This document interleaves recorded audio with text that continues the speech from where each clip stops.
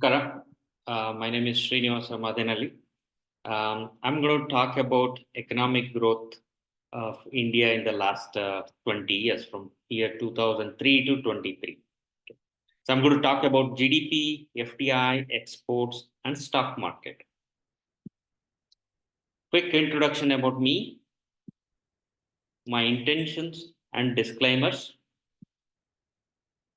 Just to set the context, we keep hearing talks or various discussions and etc. on something like India has become the fifth largest economy in the world.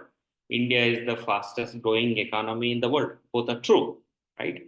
But as India's economy done some miracles in the last 10 years after 2014, or is it just the momentum continuing with earlier policies, actions, institutions, programs, etc., with some incremental things, right? So I think no regime is kind of responsible for all the great things that come out of that regime. I mean, that period, right? So every regime, you know, many a times inherit a lot of positive things. Sometimes they inherit a lot of negative things from the earlier regimes, right? Let's look at the reality with numbers. And we are looking at 20-year period. This is not quarterly number. These are not annual numbers, but annual numbers taken, but looked in the with the 20-year horizon, right? 10-year, in the 10-year period. So Manmohan Singh was the prime minister between 2004 and 14, and Modi ji has been the prime minister between 2014 and he has been the prime minister. We don't know. We'll have to see who is going to be the prime minister next, right? So as I said earlier, in the GDP growth, UPA grew from $607 billion to $1,856 billion. This is $1.856 trillion. So the growth is 205%, whereas Modi took from $1,856 billion to $3,572 billion. That is 92% growth. Obviously, which is the big number?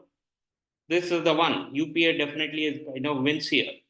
Per capita GDP growth. Let's look at how these two regimes have done. If total GDPs have grown, most likely the per capita GDP numbers would also be very similar.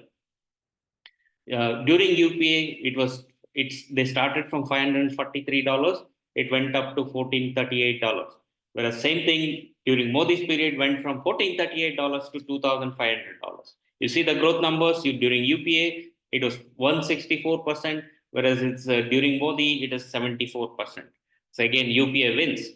Whereas FDI growth, foreign direct investment, this is the money that comes to the country, that sets up the factory, it sets up the R&D labs, sets up the officers, etc. Right? It generates employment and a lot of income for the country and the individuals and the communities and the country, right?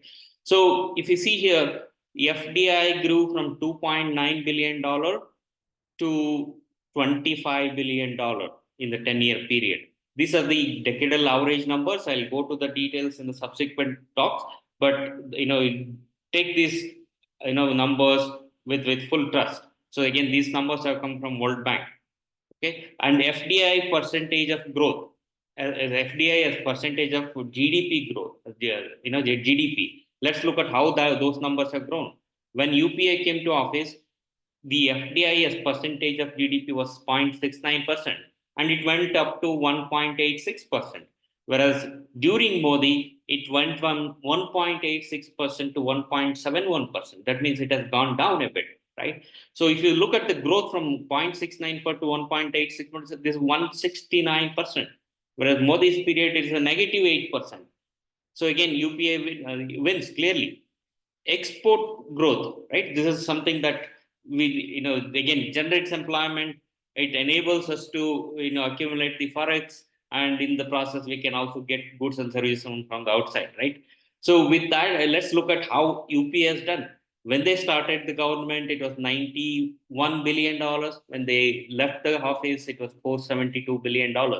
When Modi came to power, it was $472 billion, and now it has reached $762 billion. Yes, there is a growth. Obviously, you see who has the bigger growth. In fact, export growth during UPA is 7 times bigger than the exports growth during Modi's period. Definitely, UPA wins here. Then let's look at the stock market.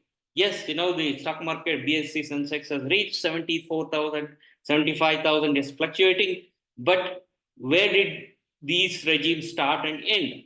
UPA, when they started, it was around 5,600, in April 2014, so 2004. When they ended in April 2014, it was in at 22,000.